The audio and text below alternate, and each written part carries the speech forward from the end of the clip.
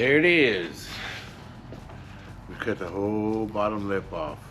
The problem that I was having is this lip was hanging down, and them openings that I made, you couldn't really see them that much because this lip was in the way. The bumper was hanging down a little low, but if you remember, I set it like that because I was matching all the gaps. I'm about to change it up a little bit. It's still gonna look good. You know, with the piece on there, it's easier to envision than just trying to map it out in your head and hopefully everything, you know, fits good. Normally it wouldn't be a problem, I guess, for people to have like employees or helpers or whatever. But here, where I'm just a one-man shop, one-man show, it makes it a little bit difficult is where I'm getting at. It makes it a little bit more difficult when I'm trying to set something up there and hold it in place so I can stand back and look at it. Sometimes it's just not possible. So my only motto is just do it, build it, and if you don't like it, cut it, and if you dig it, keep it, you know what I mean? So it's one of them situations where we tried, it failed, let's move on. Gotta make it look good. So now all I'm gonna do is clean it up, round this off on both ends.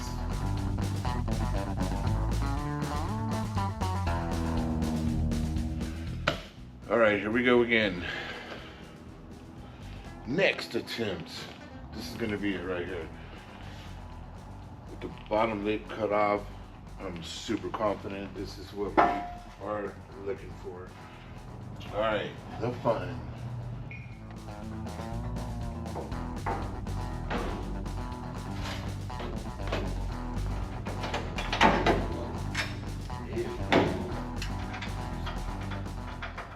Up a little bit on this side. Okay, let's try this again. Everything is still in trial and error stage. Oh, we're getting somewhere now. So, here's the issue. I don't like this little gap. It's 3/4 of an inch on each side. I don't like the roundness right here when you look at it from the side this way. So, solution, let's cut it some more. I'm gonna end up cutting it from here all the way to here. I'll fold this over. It'll kind of bring it up just a little bit, but it'll fix this curve I need, and I'll fill in that little gap. So, I'll say yes, let's do it. So really what I'm looking for is I want this to be straight as far until it starts to curve. And then here too, I want it to, this to open up from here to here. Let's say from here to here. Yeah, let me put the jack under there so I'm not wrestling, trying to hold it up and see how nice it didn't move. Pull this out. Oh no, it moved. Yeah, it moved. Here I go. Oh no. Yeah. I knew I was super strong, but I know I had it like that. All right, I'm just gonna fold this over for now. Right there. Let's try this again. Oh no, just come out no more. Yeah, let's go forward just a little bit. Okay, to me, what's very important is as you walk around, the lines have to match perfect, and right now they're not, so. Okay, this is where we're at. Now that looks way better. See, when I look at things, I want to be able to walk around and see that line come all the way around at the bottom. So you see I have to cut and re-weld. But look on this side too, look. I think that looks way better. I'll have to loosen the back one and try to pull it out a little bit. Cha-ching. Scrap metal. Here we go. Perfect. So here's my quick solution to, I don't want this to move when I take it apart, so I'm just gonna put a couple of tabs on it just to hold it in place, and that'll give me the gap I need, the distance, and then I'll go from there.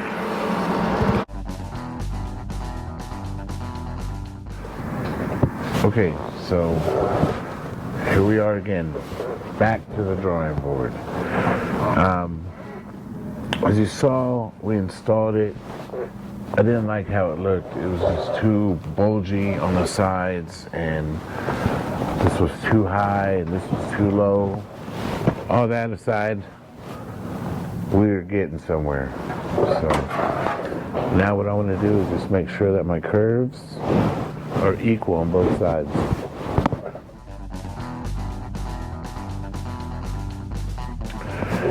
Okay, I'm done.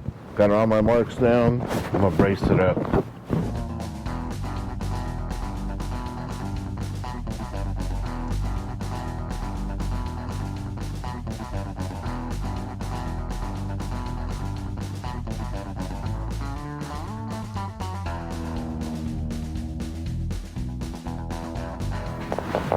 Okay, trim number 2.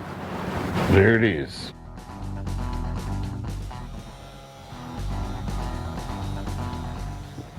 All right, we have a couple of pieces, so next, shape them into place. And there it is.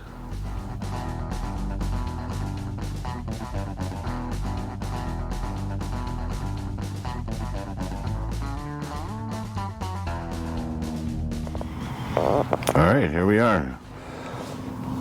It's my setup for today. I've already started with the welds.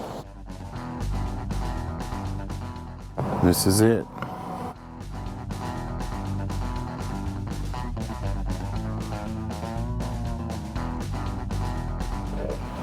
Okay, now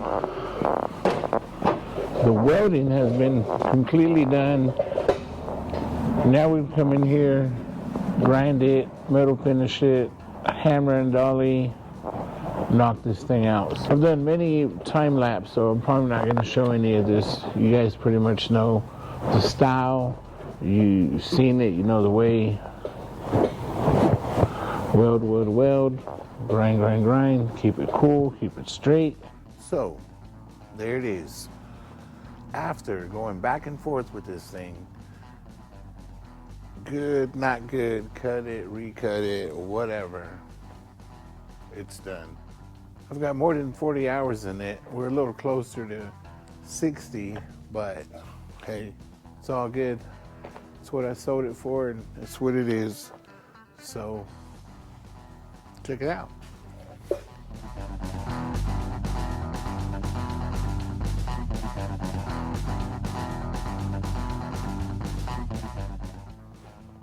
All right, you know what? Before we get it any further, let's pause. Let's go try it on real quick just to see what it looks like. Yeah. So let's follow these lines. All underneath, look at that.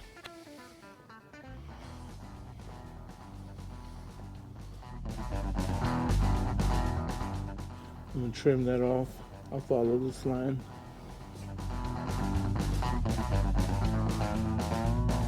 Okay, I've got my flat bar in here. Let me bend. I will begin to fold it over. Not too much, but quite a bit. What? A little more, but I almost got it on my first try. That would have been great. It's gonna be it right there. Oh man, look at that. Perfection. So I'll come to this side, put in my little homemade bender, and bend. All right, let's go with the plan real quick. The plan back here is basically build a skeleton out of 2-inch flat bar. That's 2-inch by 16 gauge. And of course I'll cut around the bead roll and drill me some spot welds. This is 1 inch apart. I might do it every 2 inches. Just so I don't have too many, then I'll do some plug welds here. Plug welds all up top, and the next 2 pieces I'll make one to go to here, another one to go to here, and then we'll come around and then I'll build some bracings, and that should make it strong. This stuff's lightweight but super strong. Once we weld it together, it'll keep it all flat and straight, and then we'll mount it and we're out of here. All right, I hope y'all can see this. This is way too much business going down over here, but this is necessary in order to keep this all straight. So now I'm gonna come in with my welder and I'll tag a couple of key spots, basically making this into one piece all the way down. Then I'll come back through and plug weld these. Okay, I know it does look like overkill, but really I just don't want it to move. So now I'm gonna cut me a strip 69 inches. That'll go behind the face of my Valance, and then I'll make me 2 pieces, one on each corner, and curve it to meet up to this. We'll tack them in place, and then I'll do some reinforcements.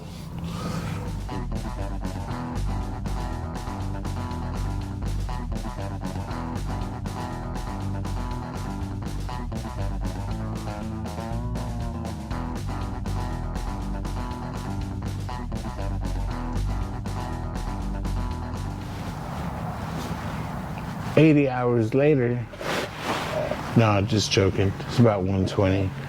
But anyways,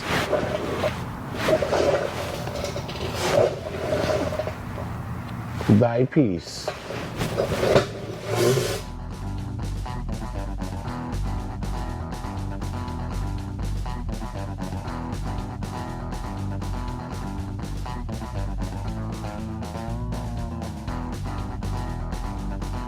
All right, here we go. Now, on install, we hit the radiator support. So what I did there, we had made these circles yesterday using a cutoff wheel that was broken. So now, I'll show y'all how I came up with this. 1 1/4 there. Make my line so I don't forget. So that's basically how low I have to cut to clear. Since we have this cut already, I'm going to go ahead and just meet it up with this. So we'll start there, come to there, and voila, we'll cut all this out.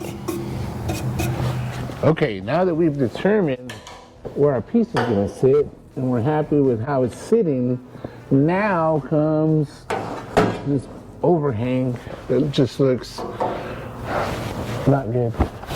So what I'm gonna do is get my straight edge, and I'm just gonna follow this lip. There it is. I still kind of don't like the squareness of it, so I'm gonna try to get creative here, maybe curve it in or something. We'll figure it out.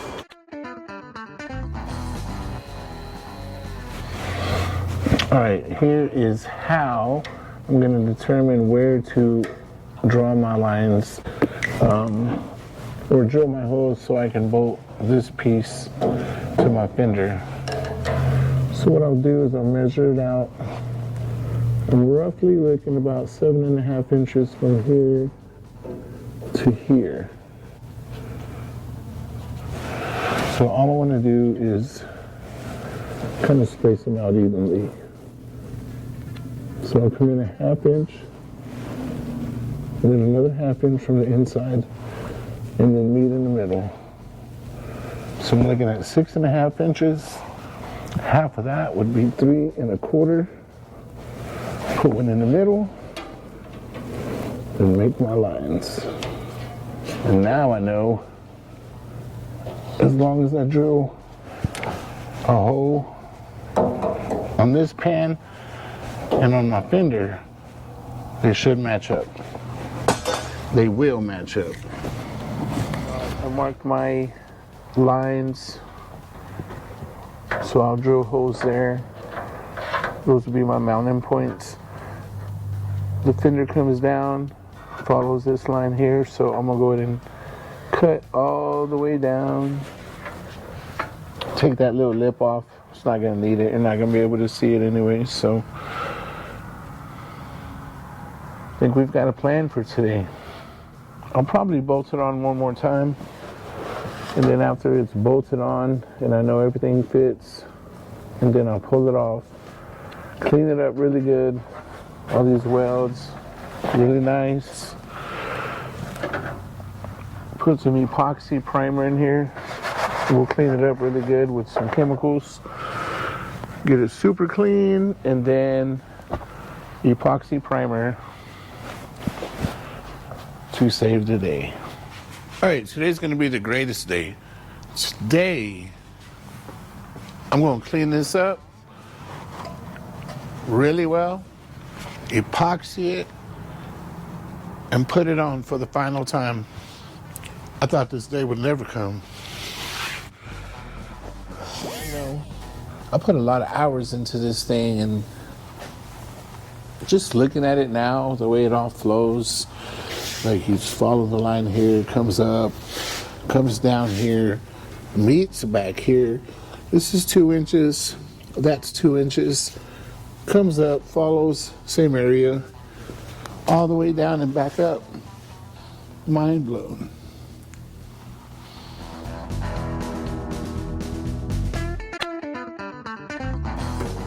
This is a piece that I wrote out on the English wheel. We're deleting the filler neck hole. This one had a neck that came out and with the little cap on it, so it really didn't have a door or a lid, you know. So now I've marked it here and here because it's where it sits the best. You see that? And then you follow it through. Come this way too, same way. So what I'll do is I'll make my circle here, cut it out, and then place it in. So let's make a 2.5 inch circle. Look like a circle to you? Very nice. Will it fit is the question. Ooh, not bad. Nice catch. Look at that. Fits perfectly.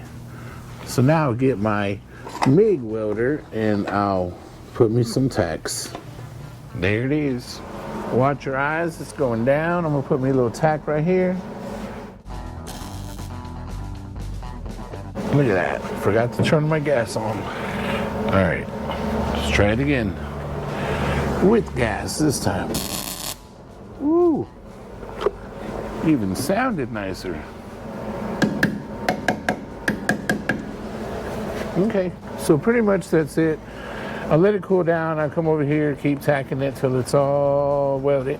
And then I'll grind it smooth, metal finish it, make sure it looks nice and clean. So now next step is I've got to get into some body work because this front Valance has set me back a couple weeks, so it's time to get on the ball and knock out some body work. So I'll probably clean up all this metal one more time using that awesome machine. It's called the Surface Reconditioner. Kind of fancy name. Very. For a Harbor Freight tool. But it works great. Like on this bed where I filled all these holes, I'll come in, I'll grind these down. Once this whole bed is smooth and there's no more welds on it, I will hit it one more time, mask it off, and shoot some epoxy primer. We're using DP90 by PPG, which is a black epoxy. And since the truck is going to be black, we're doing black epoxy, black primer. If they sold black filler, we would use it, but whatever. It's going to be black. I heard him and his wife talking though yesterday when they were looking at it, and he was like, man, what if we painted it silver? I guess black would still be a really good base for a silver paint, maybe. We'll see a lot of people when they see it in sheet metal, they automatically think silver because it looks so good. You know, when you really look at it and it's cleaned up, it just looks freaking awesome. Silver is one of the hardest colors to shoot. That's why I use PPG. It's a non-paid statement, by the way. That's a very non-paid statement. I was paying plenty of money. I paid to say it. All right, well, these have cooled down. So I'm gonna do a couple more tacks. Maybe 1, 2, 3, 4. And then I'm gonna start grinding.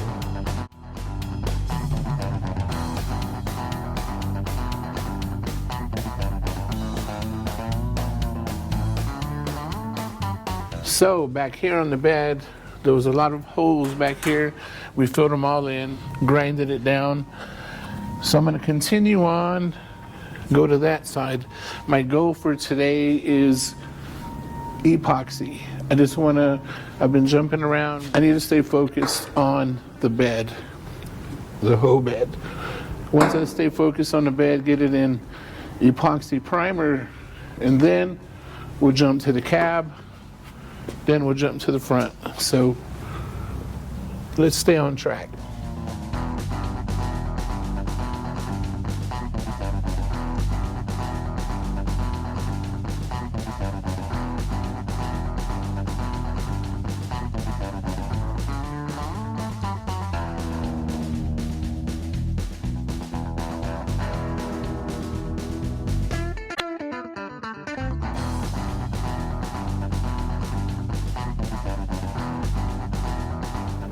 I've ran into a small issue.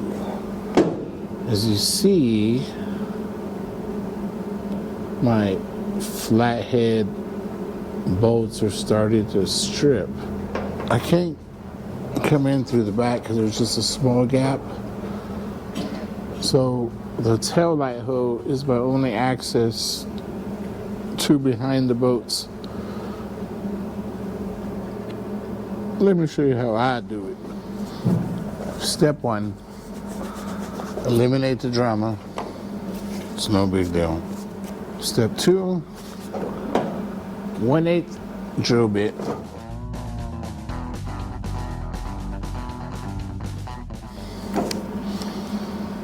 It's pretty deep. It's about a 1/2 inch, a little bit more than a 1/2 inch. Let me do the bottom. Next step. Step up. There it is. Doesn't have to be this long, just has to be wide. Wider than 5/16.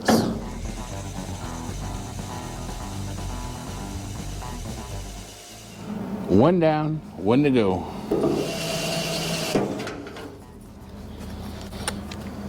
Yes, I will.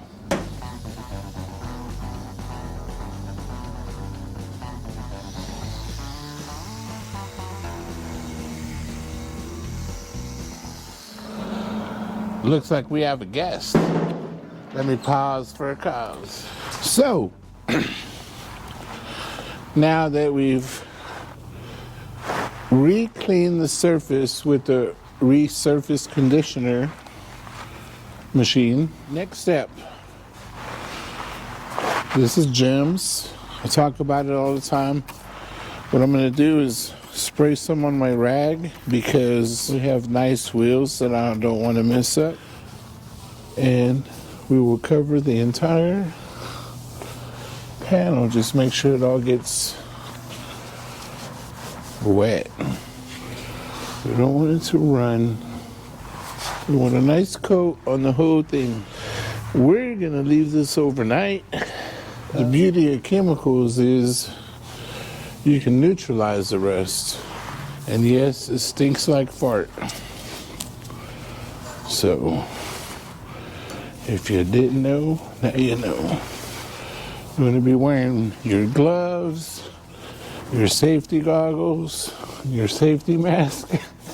And then tomorrow we're going to come in, sand this off, and primer it. Yeah, I'm going to use the DA and 80 grit to get this off tomorrow.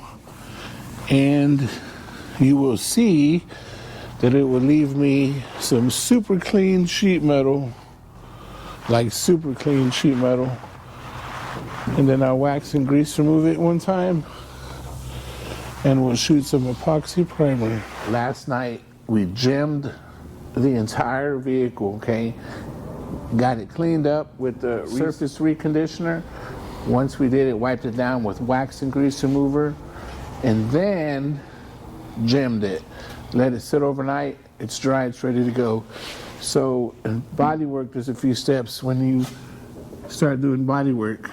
So we'll do like a 4A, and we'll say metal prep. Very, very, very important step.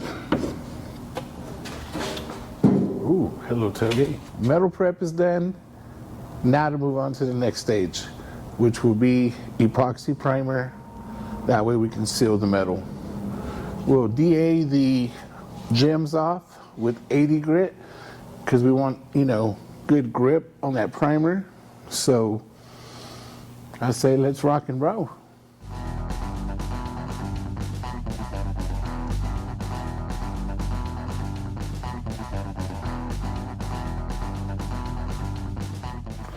So I'm going to keep this masked off, get this exposed so I can seal it, epoxy it, and then from there, once it dries, we can mask this off and keep going.